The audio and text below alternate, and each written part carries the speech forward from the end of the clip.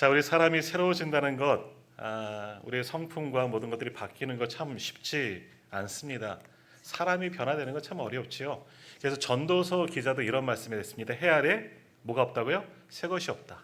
해 아래 새 것이 없답니다. 새로운 피조물이 되고 거듭나는 것, 사람의 성품이 완전히 바뀌는 것은 참 쉬운 일이 아니다라는 거죠.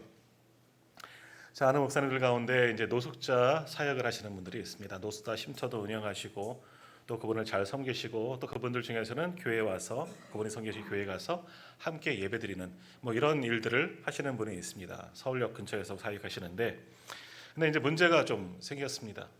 성도들이 이제 노숙자들을 잘 돌보고 섬기는 건 힘이 들지만 은혜를 섬기면서 많은 은혜를 받지요. 근데 이제 함께 예배드리는데 이제 문제가 생기는 겁니다. 처음에는 은혜로 받아들이는데 이제 노숙자분들과 함께 이제 그분은 노숙자라고 이야기 아니고 친구들 이렇게 이야기하는데 함께 이 친구분들과 예배를 드리다 보면 좀 문제가 생깁니다. 더더욱 이 여름철이 되면 조금 더 심해지죠. 왜 그렇습니까? 스멀스멀하게 냄새가 이렇게 나는 거예요. 그래도 오늘 오시는 분들은 얼굴 보니까 천사처럼 환하십니다. 아침에 오실 때 세수 다 하셨죠? 어머, 나 걸렸네 하시는 분도 계실지 모르겠지만 대부분 우리는 일어나서 깨끗하게 씻고 오지만 이분들은 이게 일상이 아니에요. 잘 안 씻다 보니까 특히 여름에는 참 이게 힘든 겁니다. 이상하게도요, 짐승들은 세수를 안 해도 괜찮습니다. 티가 안 납니다. 근데 사람은요, 씻지 않으면 금방 티가 나고 심지어 이렇게 냄새까지 나는 경우가 있다는 거지요. 그러니까 이 노숙자들과 함께 섬기는 건 좋은데 함께 예배 드리다 보니까 기존 성도님들이 좀 불편을 느끼는 겁니다. 예배 드리면서 이게 풍겨지는 그런 그분들의 독특한 향기 때문에 참 예배 드리기가 어렵다. 그래서 결국은 좀 계속 그 노숙자분들만 예배 드릴 수 있는 그런 시간을 또 따로 만들게 되었다 하는 그런 이야기를 듣게 되었습니다. 자, 이렇게 씻지 않으면 우리 몸에서 냄새가 또 나지만 그러나 더 심한 건 뭐냐? 우리의 영도 냄새 나지 않는 사람이 되기 위해서는 하나님의 말씀으로 날마다 깨끗하게 세수를 해야 되는 거예요. 아침에 일어나셔서 그동안 잠잘 때 사실 잠잘 때 뭐가 더러워지겠습니까? 하지만 깨끗하게 씻고 새롭게 하루를 시작하는 것처럼 우리의 영도 새로워지기 위해서는 예배드리면서 하루를 주의 전에서 시작하면서 말씀과 성령으로 깨끗하게 우리의 영이 씻겨지지 않으면 오늘 우리에게는 세상의 냄새, 세속적인 그런 더러운 냄새가 풍겨나게 되는 겁니다.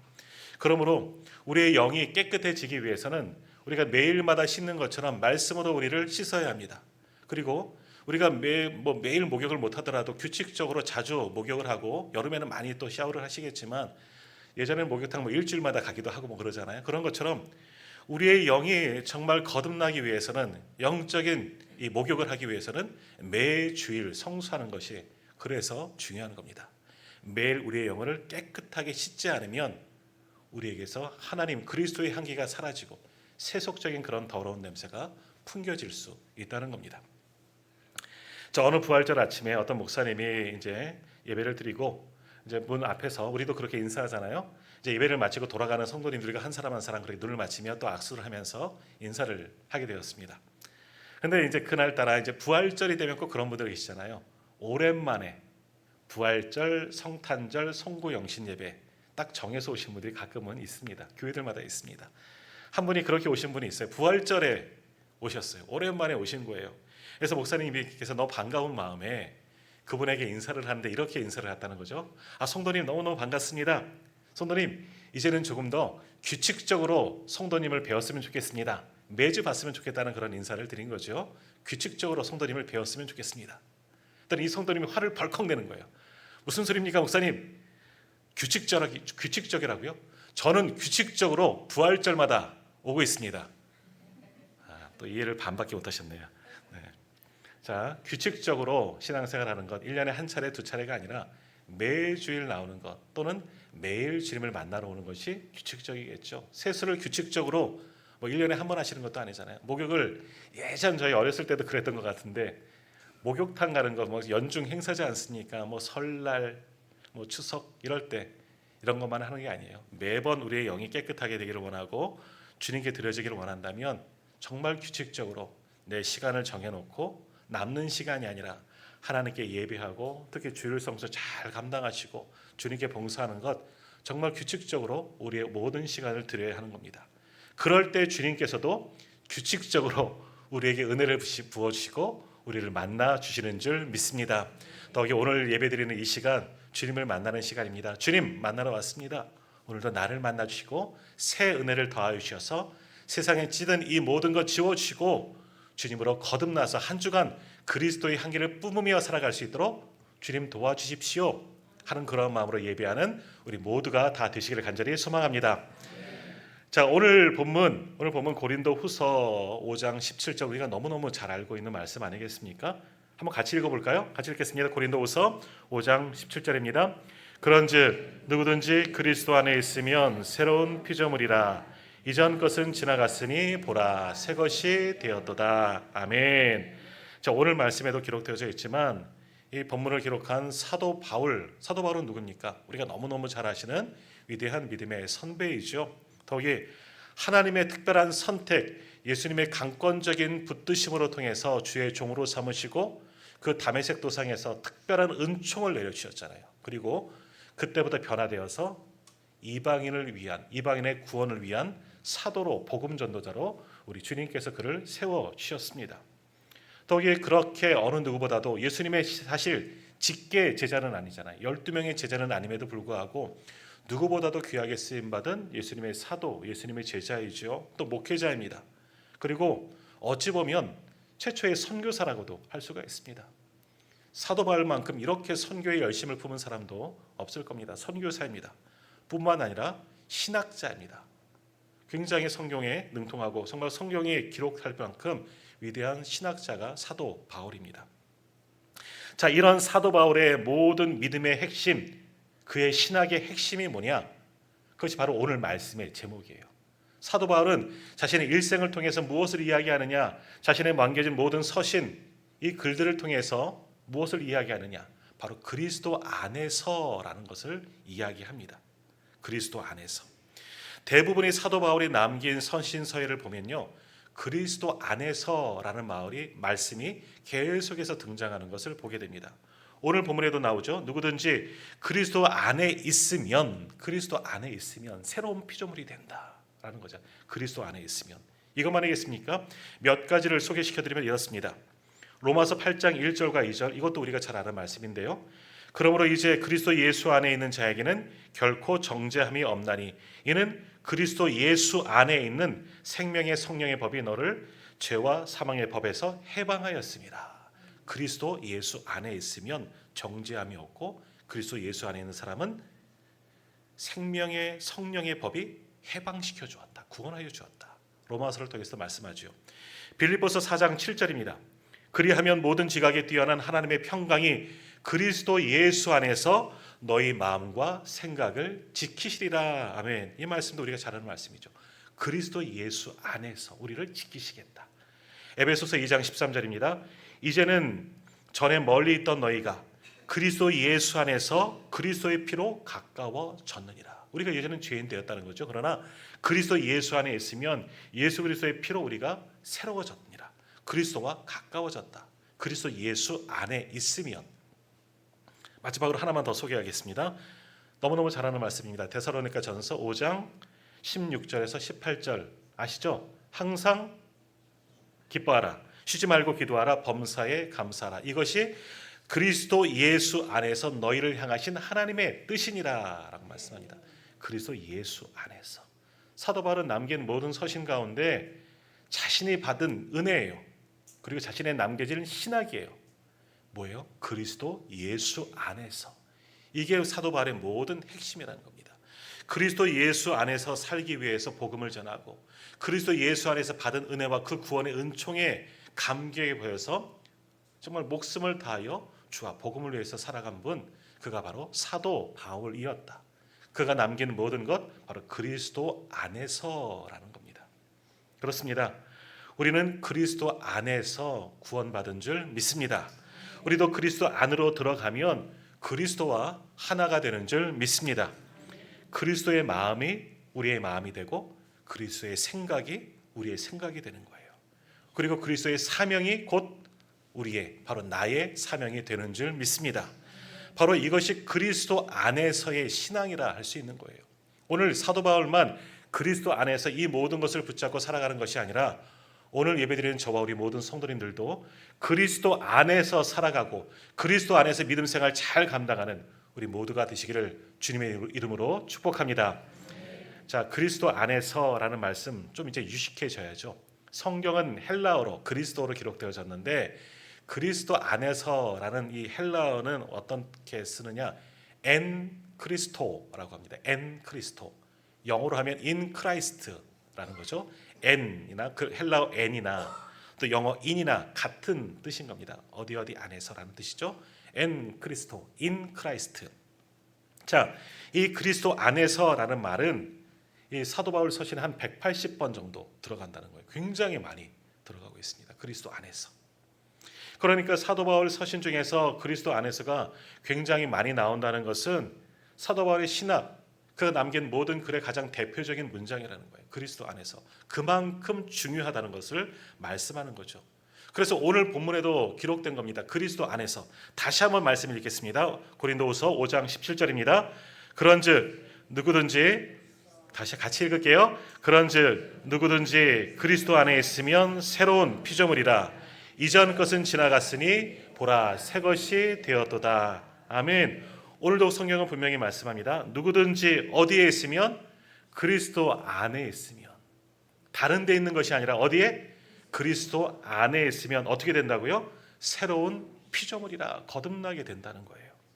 이전 것은 지나갔으니 낡고 후패한 옛사람, 죄인된 옛 본성은 지나가고 어떻게? 보라 새 것이 되었다. 새로운 피조물이 되었다. 새 것이 되는 것은 어떻게? 어디를, 누구를 통해서? 그리스도 안에 있으면. 이것을 지금 말씀하는 거예요. 자, 이 말씀대로 우리의 겉사람은 세월이 지나가면 점점 낡아집니다. 우리의 육신은 나이가 들면 우리도 낡아질 수밖에 없는 거예요. 기계나 무엇을 오래 사용하면 낡아지고 고장나고 망가지는 것처럼 우리 육신도 마찬가지예요. 오래 사용했는데 어찌 고장나지 않겠습니까? 어찌 낡아지지 않겠습니까? 그러니 어떻게 됩니까? 죄송하지만 우리 어르신들 아픈 게 왜 그렇습니까? 오래 사용해서 그래요. 결국 내 몸을 오래 사용하다 보니까 여기도 아프고 저기도 아프고 여기도 고장나고, 그래서 여기가 아파요 저기가 아파요. 아파서 힘들 때가 참 많이 있습니다. 우리의 육신은 그렇습니다. 우리의 겉사람은 낡아질 수밖에 없어요. 그건 자연스러운 거죠. 자연의 이치입니다.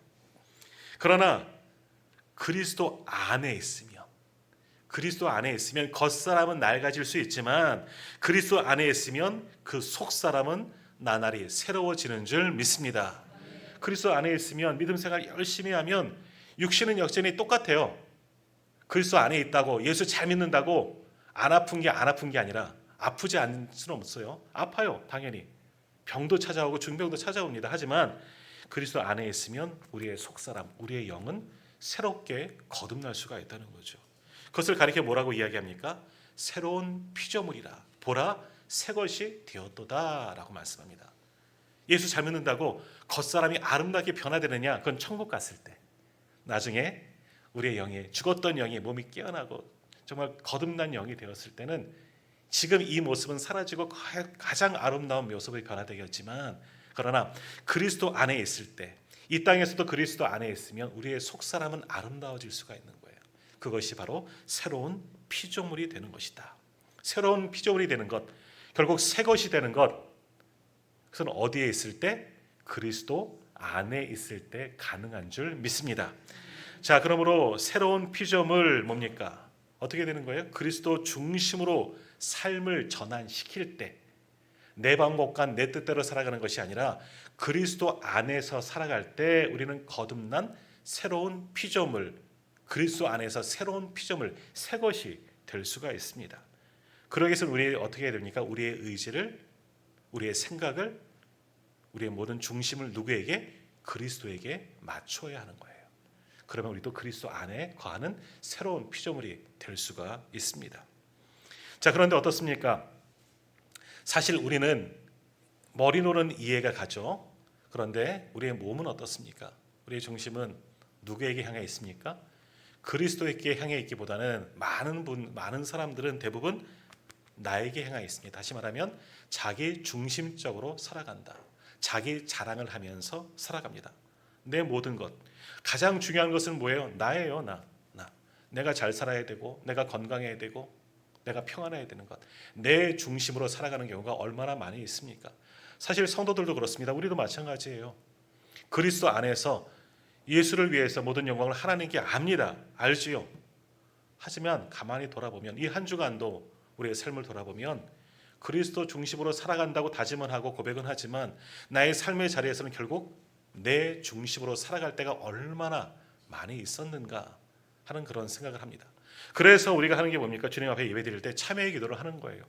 한 주간 동안 주님, 어떤 모든 정말 감당하지 못할 세상의 범죄를 저지르고 와서 회개하는 것이 아니라 하나님 중심, 예수 중심으로 살지 못했기 때문에 내 중심, 내 자랑, 내 안위만을 위해서 살아왔기 때문에 참회의 기도를 하는 겁니다. 하나님, 지난 한 주간도 저는 제 삶을 살아왔습니다.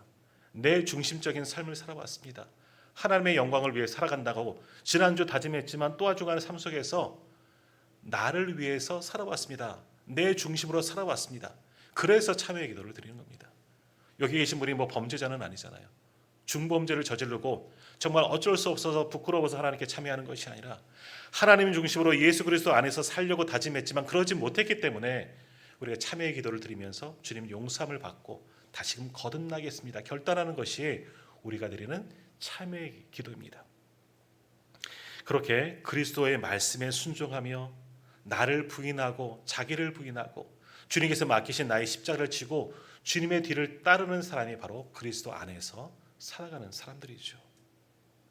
자, 그러기에 이 그리스도 안에 있는 사람과 그리스도 밖에 있는 사람과의 분명한 차이가 있습니다. 이들은 같은 길을 갈 수가 없는 거죠. 항상 대립된 길에 가게 되는 겁니다. 자, 먼저 그리스도 밖에 있는 사람은 어떠한 사람이겠습니까? 조금 전 말씀드린 대로 그리스도 밖에 있기 때문에 무엇이 중심에게 있어요? 나가 중심입니다.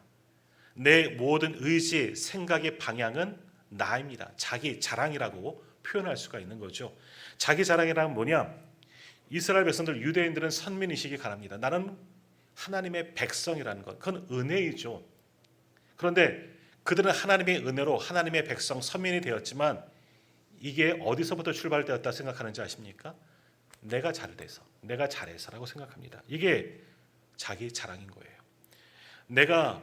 내 행위가 스스로 의롭기 때문에 나는 하나님의 백성이 되고 내 공로가 좋았기 때문에 나는 구원받은 사람이 되었다. 이게 유대인들의 사고방식, 자기 자랑이라는 거예요.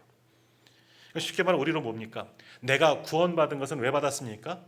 우리가 어떻게 구원받았습니까? 예수 그리스도의 십자가의 공로로.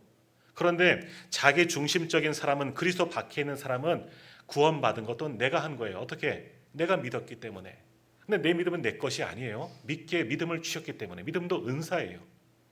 그러나 내 공로죠. 내가 율법을 잘 지켰고 내가 의롭게 살려고 노력했고 내가 올바른 삶을 살았고 내가 교회 다녔고 내가 믿었기 때문에 우리는 구원받았다고 생각하고 있습니다. 이걸 다 틀렸다고 말할 수 없지만 이렇게 생각하고 있다면 나는 그리스도 밖에 있는 자기 자랑을 하는 사람들, 자기 중심에 매여져 있는 사람일 뿐입니다. 결국 그리스도 밖에 있는 사람은 어떻게 됩니까? 나를 높이게 되는 겁니다. 자기 자랑에 매여 있게 되는 거죠. 그러면 어떻게 되는 거예요? 그리스도 밖에 있는 사람은 하나님의 자리를 누가 차지했습니까? 내가 차지하는 겁니다. 그래서 내가 복음을 쓴다 그러잖아요. 내가 복음. 주님의 복음이 아니라 누구의 복음? 나의 복음을 붙잡고 살아가는 사람들. 그들이 그리스도 밖에 있는 사람이에요. 자, 그러나 반면에 그리스도 안에 있는 사람은 어떻습니까? 그런 그리스도 안에 있는 사람의 모든 사고, 의지, 생각하는 모든 것의 중심은 뭡니까? 자기 자랑이 아니고 누구? 예수 그리스도, 하나님밖에 없어요. 그래서 하나님의 말씀에 순종하는 삶을 살아가게 되는 겁니다. 그런데 하나님의 말씀을 붙잡고 하나님의 말씀에 순종하는 삶을 살기 위해서 필요한 게 뭐냐? 자기 자랑을 멈추는 것. 그것을 뭐라고 이야기합니까? 자기 부인이 되는 겁니다. 자기 부인. 우리 부인 말고 나를 부인하는 거예요. 나를 버리는 거예요. 이게 자기 부인이에요. 그런 사람들을만이 그리스도 안에 거할 수가 있는 겁니다. 내 의지가 남아있고 내 본성이 남아있고 내 자아가 남아있고 내 자랑이 남아있으면 내 안에 그리스도가 들어갈 자리가 없는 겁니다. 가시나무라는 노래 아시잖아요. 내 속엔 내가 너무나 많아 그분이 쉴 곳이 없다는 겁니다. 그분이 머물 곳이 없다는 것이 가시나무라는 찬양이 우리에게 주는 교훈이에요. 내 안에 나로 가득 차면 주님이 들어올 틈이 없어요. 그렇기 때문에 그리스도 안에 있는 사람은 나를 비우고 나를 버리는 겁니다. 자기를 부인하고 그 대신 누구로 채우니까 예수로 채우는 거예요. 하나님의 말씀으로 체험받는 거예요. 내 모든 의지와 사고와 방향, 생각하는 모든 것도 하나님 중심, 말씀 중심이 되는 겁니다. 거린의 삶의 자리에서도 그리스도를 붙잡고 주님의 말씀을 붙잡고 그 말씀에 순종하는 삶을 사는 겁니다. 그러니 우리의 삶이 누구의 지배를 받습니까? 나의 지배, 사탄의 지배를 받는 것이 아니라 하나님의 지배를 받는 거예요. 그것이 은혜로운 삶인 줄 믿습니다. 그러니 그렇게 그리스도 안에 있는 사람은요, 모든 생각의 중심이 예수입니다. 예수님의 생각이 나의 생각이 되고 예수님께서 원하시는 것이 나의 것이 되는 겁니다. 우리가 즐겨 부르는 찬양 가운데 원하고 바라고 기도합니다라는 그런 찬양이 있습니다. 요즘에 많이 부르는 또 은혜로운 찬양이죠. 그 가사 후렴 부분에 뭐라고 이야기합니까? 하나님의 꿈이 나의 비전이 되고 예수님의 성품이 나의 인격이 되고 성령님의 권능이 나의 능력이 되는, 이게 그 가사에 나오는 것이잖아요. 그게 뭐예요? 하나님의 꿈이 나의 비전, 예수님의 성품이 나의 인격, 성령님의 권능이 나의 능력이 되는 것. 바로 이러한 사람들이 받는 것이 뭐예요? 이러한 사람들이야말로 그리스도 안에 있는 사람이라는 겁니다. 바로 이렇게 그리스도 안에 있는 사람, 예수 중심으로 살아가는 사람들이 오늘 고린도후서 5장 17절에서 말씀하고 있는 어떤 사람들? 새로운 피조물 보라 새 것이 되었도다. 새롭게 거듭난 사람인 줄 믿습니다. 자, 그러면 새로운 피조물은 뭐냐? 다시 한번 생각해 보겠습니다. 새로운 피조물, 제가 처음에 말씀드린 대로 그리스도 안에서라는 헬라어로 엔 그리스토, 영어로 in Christ라는 단어를 쓴다고 했습니다. 헬라어 n이든지 영어 in이든지 이것은 뭐예요? 어디 안에 있다라는 그런 단어를 이야기합니다. 그리스도 in Christ, 그리스도 안, 헨 크리스토, 그리스도 안에 있다. 말씀 직역하면 바로 그 얘기예요. 근데 이 원래적인 의미는 뭐냐? 오늘 성경에서 말씀하고 있는 그리스도 안이라는 뜻은 뭐냐? 그리스도에 의하여라는 뜻이에요. 그리스도를 통하여, 내가 그리스도 안에만 있는 것이 아니라 그것은 무슨 의미냐? 내가 그리스도를 통해서 생각하고 그리스도에 의하여 살아가는 것, 그것을 이야기하는 겁니다. 그러니까 장소를 의미하는 게 아니에요. 단지 그리스도 안에, 교회 안에 내가 있다, 이것을 이야기하는 것이 아니라 그리스도에 의하여 나는 살아가고 그리스도를 통해서 생각하고, 이것을 말씀하는 거예요. 그러니까 그리스도 안에 있다는 것은 그리스도를 통하여 그리스도에 의하여 내가 살아가고 있다, 이것을 말씀하는 겁니다. 그러니까 그리스도 안에 있는 새로운 피조물이란 뭐냐? 그리스도 안에서 변화된, 새롭게 창조된 사람, 그리스도를 통하여 그리스도에 의하여 새롭게 바뀌어진 거듭난 사람이 새로운 피조물이라는 거예요. 단지 그리스도 안에 있다고 해서, 교회 안에 있다고 해서 변화되는 것이 아니라 내 안에 그리스도의 통한 의지가 있어야 돼요. 주님을 붙잡는 의지가 있어야 돼요. 그리스도로 인하여서, 그리스도를 통하여서 내가 변화된 것, 그것이 거듭난 새로운 피조물이다라는 겁니다. 그러므로 이렇게 그리스도 안에 있는 사람은 어떻게 돼요? 자기 자랑을 포기할 수밖에 없어요. 왜? 내 안에 온통 누가 차지하고 계시기 때문에, 예수 그리스도가 내 안에 차지하고 나를 지배하기 때문에 내가 있을 곳이 없는 거예요. 그러니까 자기를 부인하는 삶을 살 수밖에 없는 거죠. 그렇기 때문에 먹든지 마시든지 무엇을 하든지 다 무엇을 하라고요? 하나님께 영광을 드리는 삶을 살 수가 있습니다. 그리스도 안에서 그리스도를 통하여 살기 때문에 우리의 모든 삶은 새로운 삶이 되는 거죠. 이전에는 나를 위해서 살아왔습니다. 그렇지 않습니까?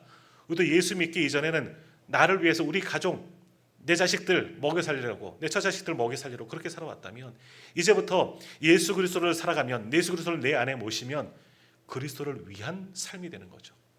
그리스도의 영광을 위한 모든 삶으로 바뀌어진 삶을 살아가게 되는 겁니다.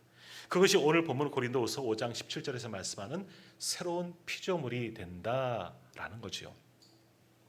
자, 그러면 어떻게 해야 우리는 그리스도 안에 있을 수 있겠습니까? 어떻게 해야 그리스도 안에서 거듭난 새로운 피조물이 될 수 있습니까? 이 질문에 로마서 8장 9절에서 이렇게 말씀하고 있습니다. 제가 한번 읽겠습니다. 로마서 8장 9절입니다. 만일 너희 속에 하나님이 거하시면 너희가 육신에 있지 아니하고 영에 있나니 누구든지 그리스도의 영이 없으면 그리스도의 사람이 아니라 라고 말씀합니다. 우리 안에 무엇이 없다면 하나님의 영, 또 그리스도의 영. 하나님의 영은 누구고 그리스도의 영이 뭡니까? 같은 것을 의미하죠. 누구예요? 성령 하나님을 의미합니다. 다시 말하면 우리 안에 누가 안 계시면, 성령님이 거하시지 않으면 우리는 그리스도 안에 거할 수가 없다는 거예요. 내가 지금 입으로는 나 그리스도 안에 있어, 예수 안에 있어 말하고 있지만 내가 성령으로 충만하게 체험받지 않으면 진실로 그리스도 안에 거할 수가 없다는 거예요. 내 의지로 가는 것이 아니에요. 성령이 우리를 그리스도 안에 머물도록 붙들어 주셔야 되는 거예요. 그것이 바로 성령 충만인 줄 믿습니다. 오늘 우리가 성령으로 충만하게 체험받으면 예수 그리스도 안에 살아갈 수가 있습니다. 그리스도를 내 안에 모실 수가 있는 거죠. 아니요, 내가 그리스도 안에 속하는 사람이 되는 겁니다. 그것이 바로 예수로 살아가는 인생이 되는 겁니다. 그러므로 우리가 그리스도 안에 거하는 새로운 피조물이 되는 것, 어떻게 해야 합니까? 성령입니다. 성령 충만해야 하는 줄 믿습니다. 오늘 우리 안에 성령으로 충만하게 채워질 때 우리는 그리스도 안에 거하는 거룩한 거듭난 새로운 피조물이 될 수가 있습니다. 그러므로 오늘 예배드리는 저와 우리 모든 성도님들은 성령으로 충만하시기를 사모하십시오. 성령 충만하시기를 축복합니다. 그래야지만 우리가 그리스도 안에 있을 수가 있습니다. 그러기 위해서 우리 마음을 여십시오. 성령을 내 안으로 모셔 드리십시오. 거부하고 우리의 마음을 닫고 있으면 성령에 들어올 틈이 없습니다. 우리의 모든 것을 다 내어드려야 돼요. 성령님께. 성령님이 나를 이끄시도록, 성령의 선한 이끄심에 우리가 따라갈 수 있도록 순종해야 되고, 마음을 열고 성령을 우리 안으로 모셔 드려야 합니다. 그럴 때 성령님이 이끄신 대로 살아가게 되고 주님의 말씀에 순종하게 되는 그리스도 안에 거하는 새로운 피조물로 오늘 우리가 살아갈 수가 있습니다. 더욱이 우리가 그렇게 그리스도 안에 거할 때, 성령을 통해서 그리스도 안에 거할 때 구원의 능력이 우리 가운데도 임하게 되는 줄 믿습니다. 그래서 아까 처음에 읽어드린 말씀 가운데 하나인데요, 로마서 8장 1절과 2절에 보면 이런 말씀이 있죠. 그러므로 이제 그리스도 예수 안에 있는 자에게는 결코 정죄함이 없나니 이는 그리스도 예수 안에 있는 생명의 성령의 법이 죄와 사망의 법에서 너를 해방하였습니다. 아멘. 그리스도 예수 안에 있는 자에는 결코 정죄함이 없다는 거예요. 죄를 묻지 않는다는 거죠. 왜? 그리스도 안에 있는 생명의 성령의 법이, 쉽게 말하면 성령이 우리를 죄와 사망에서 구속하여 줬기 때문에, 구원하여 주셨기 때문에, 우리의 믿음은, 우리의 받은 구원은 내 의지가 아니라니까요.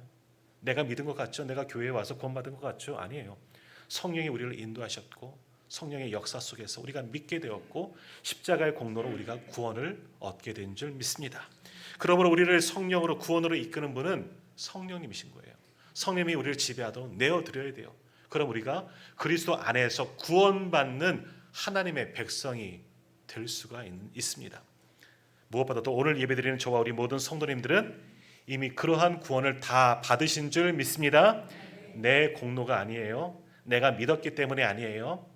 내가 교회 다녔기 때문에 구원받는 게 아니에요. 누군가 나를 교회로 인도했기 때문에 그것 믿는 게 아니에요. 지난 주간에 언젠가 말씀드렸나, 수요일에 말씀드렸나요? 내가 믿는다고 해서 당연히 내 자식이, 내 배우자가, 우리의 부모님이, 내가 아는 사람들이, 나와 관계 있는 사람들이 구원받는 게 아니에요. 왜?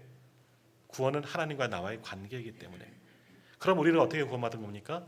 성령의 인도하심 속에, 그건 은혜이죠. 그게 은혜인 거예요. 우리가 주님을 믿게 되었기 때문에 구원을 받은 거예요. 오늘 예배드리는 분들은 다 구원받았지만 내 의지는, 내 공로는 하나도 없습니다. 예수님의 능력이고 성령님의 은혜인 줄 믿습니다. 성령이 우리를 인도하셔서 믿음 주셨고 믿게 하셨기 때문에 오늘 우리가 구원을 받았습니다. 자, 그러면 그것으로 끝이 나면 안 되죠. 우리만 그리스도 안에 있고 거듭난 새로운 피조물이 되었다고 여기에 만족해서는 안 된 겁니다. 다시 눈을 들어서 우리 주변을 바라봅시다. 그리스도의 시선을 가지고 세상을 바라보면 어떻습니까? 여전히 구원받지 못한 많은 영혼들이 보여집니다. 지난 주간에 이제 기도를 하는데 새벽에 이제 기도를 하는데 그런 마음들을 주신 거예요. 제가 새벽에 기도할 때 그런 기도의 제목들을 드립니다. 우리 앞에 놓여진 이름들 있죠? 지금 앉아 계신 자리에 전도 대상자들입니다.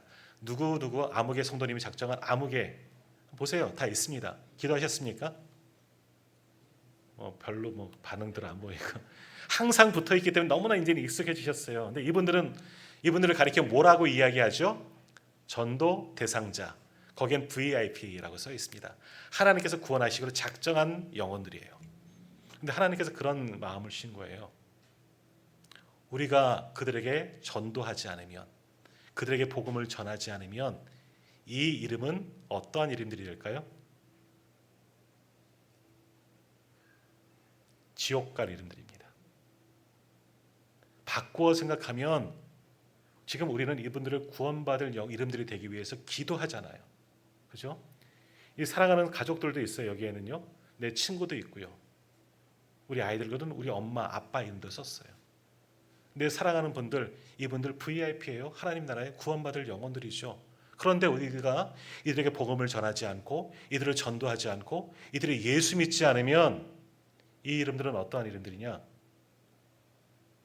죄송하지만 지옥 갈 이름들이에요. 무서운 이야기 아닙니까? 이분들을 위해서 우리가 기도해야 돼요. 그래서 이분들의 복음을 전해야 되는 거예요. 목숨을 걸고 해야 될 일이에요. 내가 전하지 않으면 이분들이 어찌 복음을 듣겠습니까? 내가 기도하지 않으면 어찌 성령님께 저들의 마음을 감동시키겠습니까? 우리가 예수 안에 산다고 나만 구원받은 것 이것에 만족하지 아니하고 이 불쌍한 영혼들 우리가 전하지 않고 구원하지 않으면 지옥 갈 사람들이라니까요. 이들이 천국 갈 수 있도록 하나님 나라 갈 수 있도록 구원받을 수 있도록 기도하셔야 돼요. 복음을 전해야 돼요. 바로 이것이 먼저 구원받은 우리들의 사명인 줄 믿습니다. 너무너무 심각해지셨어요. 심각해지셔야 돼요. 그러므로 오늘 항상 또 기억하십시오. 2절 머리만 하니까 기도하는 앉으실 때마다 이 영혼들 누군지 몰라도 목사님 이 사람 모르는데요? 상관없어요. 저도 몰라요. 하지만 누가 우리 성도님은 아시잖아요. 누구 권사님, 누구 집사님이 작정하신 아무개 씨 구원해 주세요. 이 사람 지옥 가지 않도록 하나님 구원해 주세요. 이것만 하셔도 됩니다. 그리고 작정하신 분들은 내가 작정한 분들 정말 지옥 가지 않도록 그들에게 복음을 전하십시오. 이것이 그리스도 안에서 살아가는 새로운 피조물의 삶인 줄 믿습니다. 그러므로 이 한 주간 이 마음을 품고 내가 그리스도 안에 거하기를 원한다면 나의 삶의 자리에서도 그리스도를 전하십시오. 그리스도의 생각을 전하십시오. 그리스도의 복음을 전하십시오. 죽어가는 많은 영혼들 구원하는 일에 쓰임받는 저와 우리 모든 성도님들 다 되시기를 주님의 이름으로 축복합니다. 기도하겠습니다.